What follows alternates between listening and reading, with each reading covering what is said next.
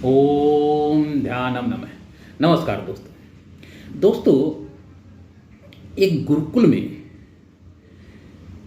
बच्चे यानी बालक शिक्षा ग्रहण किया करते थे और वहाँ के ऋषिवर यानी गुरुकुलाचार्य बहुत ही विद्वान व्यक्ति थे और वहाँ पे राजा महाराजा के अलावा आम इंसान के बच्चे भी वहाँ शिक्षा प्रदान किया करते थे।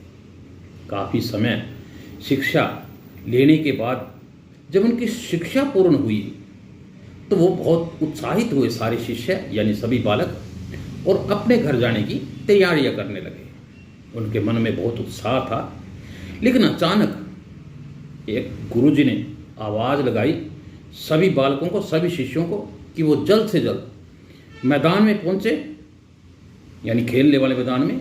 और ये जैसी ही आवाज़ सभी बालकों के कान में पड़ी तो वो एकदम जो है मैदान में पहुंच गए और वहाँ गुरुजी खड़े हुए थे। गुरुजी ने कहा कि बच्चों, आज आपकी शिक्षा का अंतिम दिन है और आज के बाद आप गुरुकुल से अपने घर की ओर चले जाओगे, लेकिन मैं चाहता हूँ कि जाने से पहले आप सब एक इकट्ठी दौड़ लगाएं। और ये बाधा दौड़ है, इसमें आपको कई सारी परेशानियाँ आएंगी। आपको कहीं पानी से गुजरना पड़ेगा, तो कहीं खड्डों से गुजरना पड़ेगा, तो कहीं झाड़ियों से गुजरना पड़ेगा, और अंत में एक सुरंग मिलेगी आपको जहाँ बहुत अंधेरा है, वहाँ से आपको गुजर के आना पड़ेगा।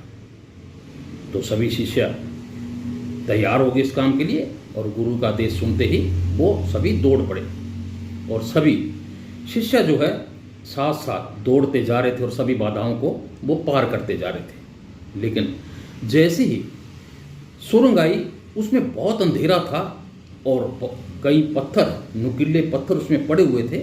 तो जैसे ही शिष्य उनको पार करने लगे तो उन्हें बहुत ही कष्ट हुआ, ऐसे ने पीड़ा हुई, क्योंकि वो पत्थर जो है उनके पैरों में लग रहे थे। अब जो है जिनका सबका समान व्यवहार था वो अचानक बदलने लगा। कोई दौड़ में किसी को धक्का दे के भाग रहा था, कोई संभल के चल रहा था, और कुछ बालक ऐसे भी थे जो उन पत्थरों को उठाकर अपनी जेब में डाल रहे थे ताकि आने वाले विद्यार्थियों के पाँव में वो ना लगे। और दौड़ पूरी होने के बाद सभी गुरुजी के पास पहुँचे और गुरुजी ने कहा कि दौड़ आपकी पूरी हो गई। तो सभी शिष्य ने कहा जी हाँ, हम सब लोग जो हैं अपनी दौड़ पूरी करके यहाँ पहुँच चुके हैं। तो गुरुजी ने कहा कि मैं देख रहा हूँ कि दौड़े तो आप सब इकट्ठे ही थे, लेकिन कई विद्यार्थियों ने ये दौड़ पहले पूरी की, कुछ ने बाद में, और कुछ तो बहुत बाद में आए। तो ऐसा क्यों?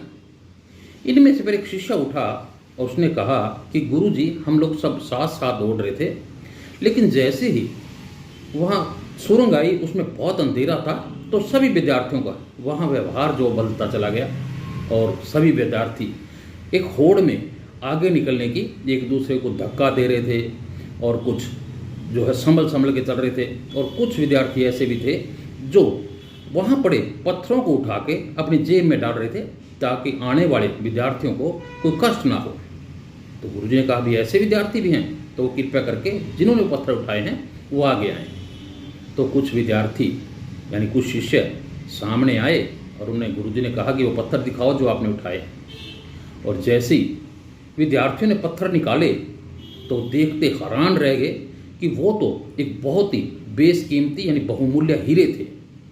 तो ये देख के सभी आश्चर्य में पड़ गए।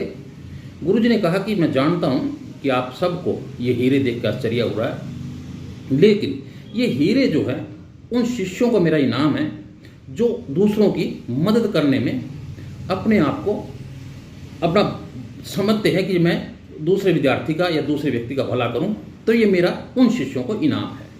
और ये शिक्षा भी आप लोगों को आज के बाद आपकी शिक्षा खत्म होने के बाद जीवन की जो एक दौड़ शुरू होगी, यानी आप अपने मुकाम को पाने के लिए, कुछ ना कुछ हासिल करने के लिए आप जैसे ही दौड़ोगे, जैसे ही भाग दौड़ो करोगे, तो इसमें से आपने ध्यान रखना है कि परोपकार बड़ी चीज़ होती है, यानी दूसरे का भला बहुत बड़ी चीज़ होती है। आप अपने जीवन में जो भी बड़ी इमारत खड़ी करें उसमें परोपकार की लगाना कभी ना भूलें, क्योंकि यही सच्चे इंसान की एक निशानी होती है। तो दोस्तों, इस कहानी को सुनाने का एक यही मेरा मकसद था कि जो भी आप कमाई करें तो किसी का गला काट के ना करे। हमेशा उस कमाई में तभी बरकत रहती है, यानी उस कमाई तभी नेक कमाई कहलाती है जिसमें दूसरों का भी भला हो, किसी का नुकसान ना हो। तो ये कहानी सुनाने का मेरा मकसद था।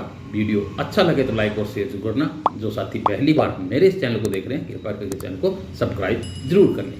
लाइक और शेयर करना मत भूलिएगा। ओम ध्यानम नमः।